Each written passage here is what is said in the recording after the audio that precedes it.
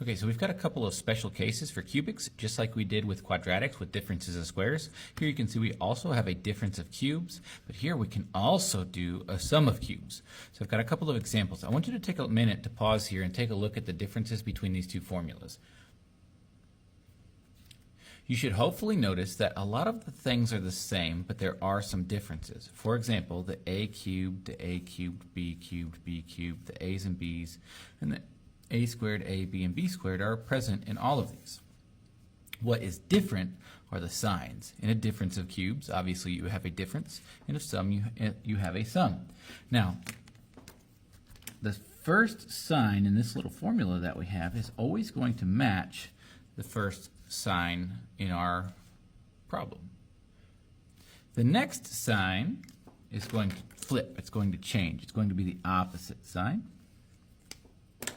And then the last sign is going to be always positive. They have that sign in common. I've got an acronym here to remember that. We're going to call it SOAP. S-O-A-P. SOAP. SOAP for the same sign.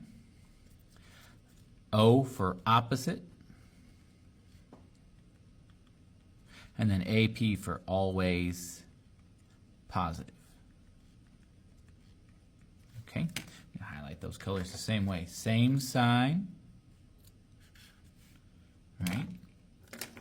Opposite sign, and then always positive. Okay?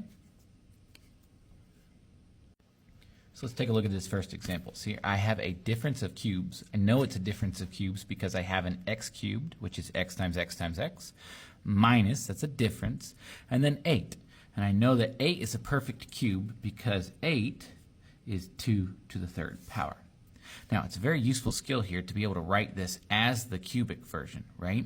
Instead of writing 8, I'll write 2 cubed because then I can use those values in my formula here. I'm going to drop a set of parentheses down. In fact, I'm going to drop 2. And then what I'll do is I'll use SOAP to set my signs. The first sign is the same sign, and then I have the opposite sign, and then I have always positive. Okay? And then since I've got this in the cubic form, what I'm going to do is each piece just falls right in. The A and the B are the X and the 2. And they go into my first set of parentheses. The first piece here is just my A squared, so that's X squared. The last piece is my 2 squared, which is 4. And then on the inside, I multiply them together. My X times my 2 is 2X. Okay? Now, you're going to want to make sure we've got a linear factor here and then a quadratic, but tell me in the comments if you think you can factor this. I've got one more before the bell rings, okay? I've got a sum of cubes. That's x times x times x, and then 27. Well, I know that 27 is 3 to the third power. So once again, I will drop my parentheses down. I'll use SOAP, same sign, opposite sign, and always positive. And then these two are just going to drop straight down. Remember, x cubed is x times x times x, so that's my x. And 27 is 3 times 3 times 3, so that's my 3. I square the first one for my first one, x times x.